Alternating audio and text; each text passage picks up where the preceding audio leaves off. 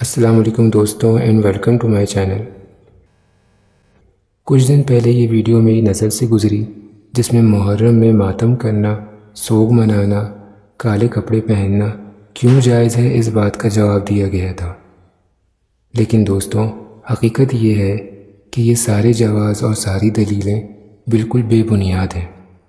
قرآن کی اس آیت کے اندر صرف یہ نہیں کہا گیا لا یحب اللہ الجہر بالسوء من القول، اللہ کو اونچی آواز میں لا یحب اللہ الجہر، جہر اونچی آواز میں، بالسوء من القول، ایسی کوئی بات جو ناگوار گزرے اور وہ قول کی صورت میں ہو، الفاظ کی صورت میں ہو، وہ نظم کی صورت میں ہو، وہ نثر کی صورت میں ہو، اللہ کو ایسے الفاظ جو کسی کو ناگوار گزر رہے ہوں، لا یحب اللہ کو پسند نہیں ہے۔ بات یہاں مکمل نہیں ہو رہی، اللہ کہہ کے اللہ نے استثناء کر دیا، الا من ظلم، مگر جس پر ظلم ہوا ہے اللہ کو اچھا لگتا ہے اونچی آواز میں بات کرے چاہے کسی کو برا لگتا ہو۔ دیکھیں، یہ بات تو بالکل صحیح ہے کہ قرآن کی کسی آیت کا کوئی حصہ اٹھا کر اس کو بیان کرنا صحیح نہیں ہے، لیکن قرآن کی پوری آیت کا غلط مفہوم بیان کرنا بھی غلط ہے۔ قرآن اللہ کا کلام ہے اور یہ علم و حکمت کی سب سے بڑی کتاب ہے، لیکن جو لوگ اپنی بات ثابت کرنے کے لیے قرآن کی آیتوں سے اپنی مرضی کا مطلب نکالتے ہیں وہ اپنے مقصد میں کامیاب تو ہو جاتے ہیں، لیکن ایسے لوگ کبھی ہدایت نہیں پا سکتے۔ اللہ تعالیٰ قرآن میں ارشاد فرماتے ہیں یضل بہ کثیرا ویہدی بہ کثیرا، اللہ اس کی ذریعے سے بہت سے لوگوں کو گمراہ کرتا ہے اور بہت سوں کو ہدایت دیتا ہے۔ قرآن پاک کی اس آیت لا یحب اللہ الجہر بالسوء من القول الا من ظلم، جس کو بظاہر دلیل کے طور پر پیش کیا جا رہا ہے، اس کا ترجمہ ہے کہ اللہ کو پسند نہیں کسی کی بری بات کا ظاہر کرنا مگر جس پر ظلم ہوا ہو۔ سب سے پہلے تو اس آیت میں ظلم کے خلاف بولنے کی اجازت ہے، نہ کہ سوگ منانے اور ماتم کرنے کی۔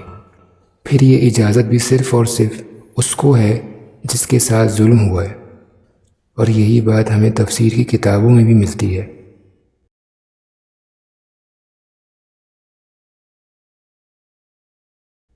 اور اگر مان بھی لیا جائے کہ امام حسن اور امام حسین رضی اللہ عنہم پر جو ظلم ہوا دراصل ہمارے اوپر ظلم ہے، تو میرا یہ سوال ہے کہ پھر آج کے زمانے میں ظالم کون ہے؟ کیونکہ کوئی مسلمان چاہے جتنا بھی برا ہو، وہ امام حسن اور امام حسین کے بارے میں غلط کہہ بھی نہیں سکتا۔ دیکھیں، جس نے ظلم کیا وہ بھی چلا گیا، اور جن پر ظلم ہوا وہ بھی اس دنیا سے رخصت ہو گئے، لیکن چھوڑ گئے تو ہمارے لیے سبق چھوڑ گئے کہ ظالم کے آگے کبھی بھی سر نہیں جھکانا، سر کٹانا ہے پر سر جھکانا نہیں۔ پھر نبی صلی اللہ علیہ وسلم نے اس آیت شریفہ کے باوجود سوگ منانے سے کیوں منع کیا، اور صحابہ کرام نے خود اس آیت پر کس طرح عمل کر کے دکھایا، حالانکہ قرآن ہمارے نبی پر نازل ہوا اور صحابہ کرام قرآن ہم سے زیادہ اچھا سمجھتے تھے، لیکن کیا وجہ ہے کہ آپ صلی اللہ علیہ وسلم نے باوجود کربلا کے واقعے کا علم ہونے کے کبھی سوگ نہیں منایا اور نہ صحابہ کو ماتم کرنے کا حکم دیا؟ اللہ ہمیں دین کی صحیح سمجھ عطا فرمائے، آمین۔ اب میں آپ سے ملوں گا ایک اور ویڈیو میں، اپنا بہت سا خیال رکھیں، اللہ حافظ۔ رونا پیٹنا ماتم کرنا یہ سیدنا حسین اور اہل بیت کی سیرت نہیں ہے۔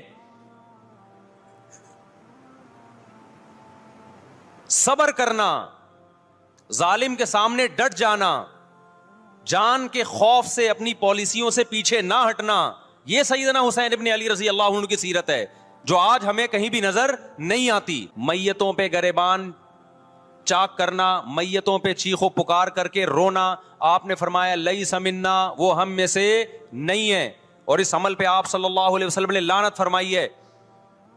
لوگ کہتے ہیں حسین کی یاد میں رونا نبی کی سنت ہے۔ نبی صلی اللہ علیہ وسلم کو جب جبریل نے بتایا کہ حسین شہید ہوں گے، آپ روئے، اس لیے کہ اس وقت آپ کو یہ خبر ملی تھی، لیکن کیا ہر محرم میں آپ نے رونے کا پروگرام کیا ہے یا صحابہ کو بیٹھ کے باقاعدہ رلایا ہے آپ نے؟ کیا ہو گیا بھائی؟